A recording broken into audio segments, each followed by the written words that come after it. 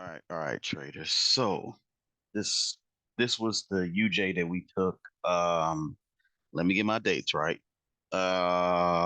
Wednesday. I was supposed to make this video. I end up having a lot going on, but I wanted to go over this because I gave the setup to you guys, and I'm sure you didn't take it, and I took it, but it might have been too uncomfortable for you guys to take it because we know we're looking for obviously a break of the candle in this area to move forward.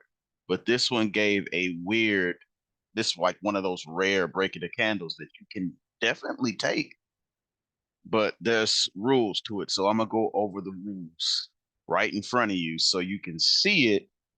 So the next time something like this happens, you're prepared. Okay. If you're new to my channel, I do have a Discord and I give out signals. If you want to join the Discord, just hit me up. And we'll work out that from there. But fundamentally, we want to look at it on a fundamental standpoint. So let's get a little setup here before we go into this.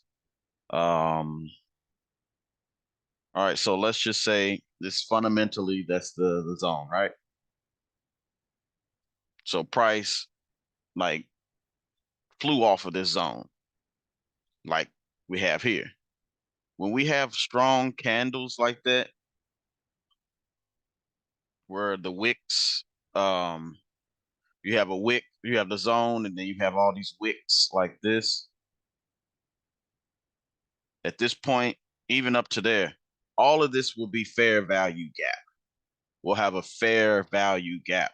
And what we're looking for patiently every morning is for it to fill the gap in. And obviously we want to do it when it's the 200 EMA, obviously. Do I have that on there? Yeah, see, it's above the 200 EMA, so we know we're looking for buys. And all we're looking for is a break of the candle. So we have a rejection candle and then it continues to the upside. That is fundamentally what we're looking at. Just something simple like that. So for an example, it'll be this. This is an example. Even though this is not there a lot of fair market gap, it came up, it tapped it again. That red candle right here is the rejection candle. Let me show you. That's the candle that rejected the zone. And the break of that candle would have been right there. And that's where your entry would have been at. Your stop loss would have been below the last wick.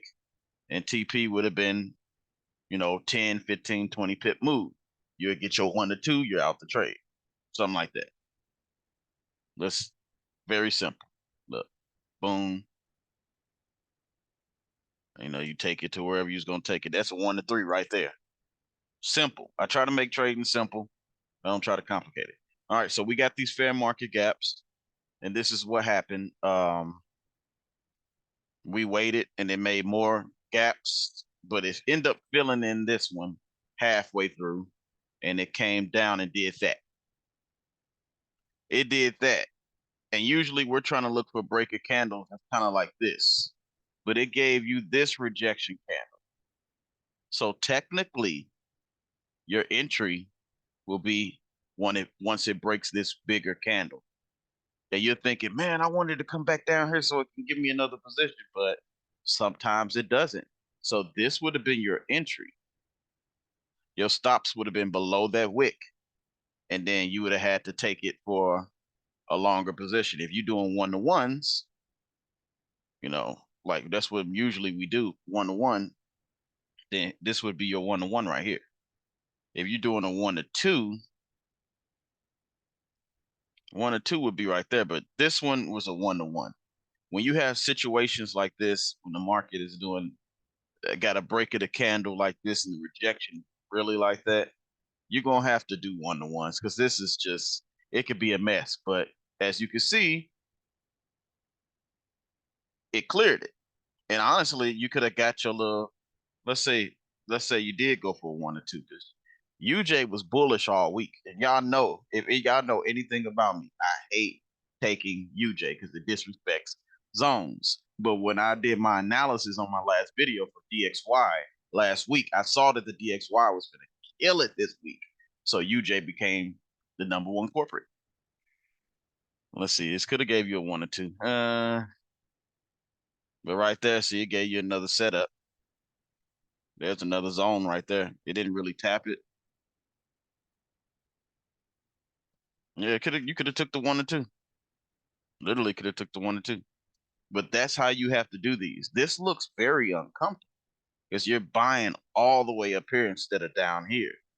But you can take these trades and they're high probability. Remember, high probability is what? Our foundation is a fair market gap. Our second foundation, there's a zone below the fair market gap or above if you're looking for sales. And the third thing is the gap gets filled. The gap got filled. And then the fourth thing, the final thing is to take the break of the candle. Do I got to write this down for y'all? Does anyone, if you need it, I might just write it down because I get questions about it still. But that is the foundation. I don't really care about anything else. And obviously, the 200, you're trading with the 200 trend. So that's it. So that's how simple we're gonna keep supply and demand. And if you keep it fundamentally sound like it is, like this, and you add in your risk management, and you start adding in the fact that you're probably only going to trade like once or twice a day. Try to keep it at once as much as you can. Once you take that second one after 10 o'clock, depending on your time, after you take that one trade when everybody goes on lunch, all it takes is one player to be not in the market and you'll lose. When I mean by one player, one person, one hedge fund, whoever is taking these supply and demand setups that are as far as like out there in the field. It takes one person to get out of it, and it's invalid. So that means U.S. Bank could have got out of this UJ trade. I don't feel like it. And you would have lost. So that's why we trade early in New York session, because early in New York session, the banks, the hedge funds, all these people are looking to take quick moves or moves that's going to happen for the rest of the day so they can get their money, their billions of dollars, and get out.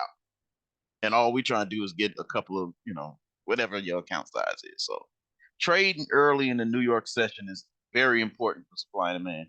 Not saying if you try to trade, you try to trade it in the evening time, it's going to be slow, but you're most likely going to lose, and you're most likely not going to get fair market gap candles on the M5. You're going to get chopazoids like this, just choppiness. You don't want Asian session, well, stuff like this. You don't want this. You don't want no range in market. Range in market lets you know the big boys made their money already, and they just letting that thing just sit. Now we want volume and movement, and also I still use the volume indicator, but not as much as I need to because I'm trying to simplify it to a point where it's just I get in, I do what I got to do, and then I go on about my day. So that's the trade for you, Jay. Hopefully it made sense. I'll write those steps down in the Discord, and then I will see you guys on the next video. Quick update. I didn't look at DXY yet. I'm gonna wait to maybe when the market is over, and then I'm gonna do an analysis on DXY so we can have it for next week. So look out for that video. Other than that, peace out.